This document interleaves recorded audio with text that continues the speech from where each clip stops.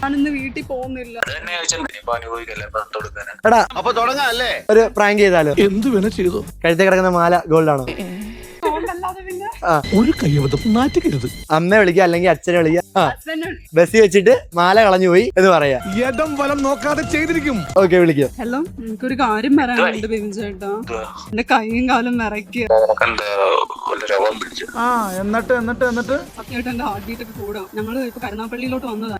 ബസ്സിൽ നിന്ന് ഇറങ്ങിയപ്പോ മാലയില്ല. അവളുടെ മാല എന്റെ കഴുത്തിൽ കിടന്ന് അമ്മയെ വിളിച്ച് അമ്മ തന്നെ കൊല്ലും. ഇത്ര അഹങ്കാരം പാടില്ല. ബസ്സിൽ നിന്ന് ഇറങ്ങി നടന്നു വന്നപ്പോൾ ഉടനെ അടുത്ത് ചോദിച്ചു മാല എന്തേലും ചോദിച്ചു.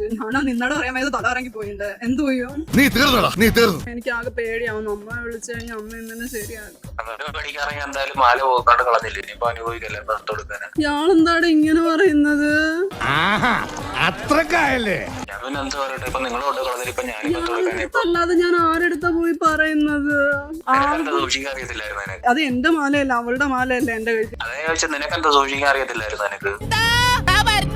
ബസ്സിനകത്ത് അത്ര തിരക്കായിരുന്നു. അപ്പൊ പിന്നെ ഞാൻ എന്താ ചെയ്യാ? അപ്പൊ ഞാനിന്ന് വീട്ടിൽ പോകുന്നില്ല. ഇവിടെ അത് 10 ഗ്രാമിന്റെ മാല ഇപ്പൊ എന്റെ കഴുത്തിൽ കിടന്നത്. 6. ബ്രോ പ്രാങ്ക് ആയിരുന്നു കേട്ടോ. പേടിച്ചായിരുന്നോ? രാജാ ടൈംസിന്റെ പേജ് ഫോളോ ചെയ്തിട്ടുണ്ടോ? നോക്കിയത് ഫോളോ ചെയ്ത് വെച്ചാരെ. ഇനിയും വലിയ ഗിഫ്റ്റുകളായിട്ട് വരുന്നുണ്ട്. കരുനാപ്പള്ളിലും ഉണ്ട്, ഓച്ചറിലും ഉണ്ട്. കരുനാപ്പള്ളി നമ്മുടെ എച്ചാഞ്ചമാളിന്റെ ഓപ്പോസിറ്റ് ആണ്. ഇടയ്ക്ക് പോവുക, പർച്ചേസ് ചെയ്യുക.